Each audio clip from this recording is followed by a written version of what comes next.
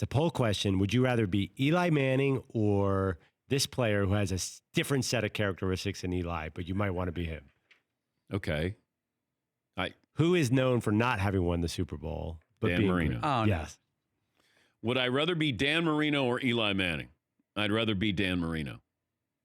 Oh, let the debate begin. Yeah. You know, Dan Marino changed the position. There's never a doubt when you talk about great quarterbacks.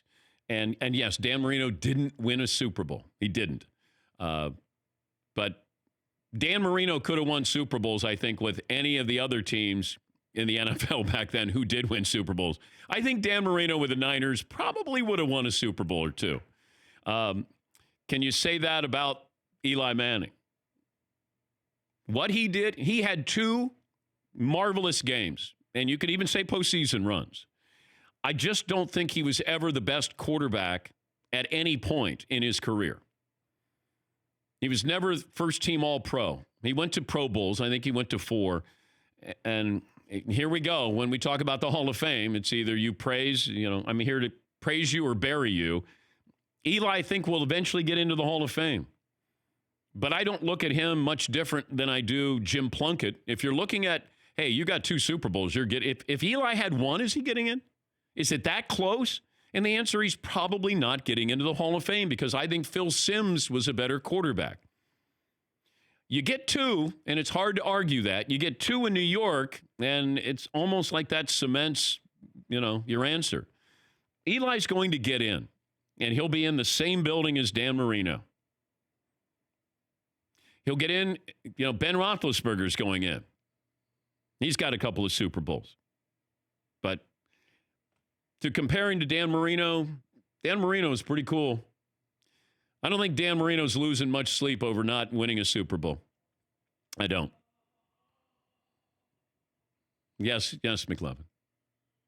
This front row is making a lot of noise up here on this one. I would rather be Dan Marino. Nobody doubts your talents. Nobody doubts your place in history. So we were talking about this poll before, and I'm like, Dan Marino's definitely going to win this poll, right? And I would have thought of Dan Marino in a runaway for people voting, but not in this room. All right, Seton O'Connor. Well, I mean, it's hard to say that you wouldn't want Dan Marino's career, but I don't agree that, he's not really losing any sleep over it. Not anymore. I think it drives him nuts. Only this week coming up. That's the only week I think it bothers Dan Marino. Yeah, but that happens every single year. It does. So he's got one bad week out of the year. Eli's had how many bad weeks over the last 8 years? Yeah, but he's sitting back on $250 million. Oh, well, yeah, you got that. Dan Marino's not broke. That's not the worst. Yeah, No. but he's not that. No, but I'd take Dan Marino's career in a second. If you say it came down to money, then you would take Kevin Garnett's career over everybody in the history of the NBA because he made more money than everybody. Yeah, McLevin. Did Marino blow all his money on designer gloves for his linemen, as I recall? No. The isotoners. The isotoners? Paulie, you're taking Eli?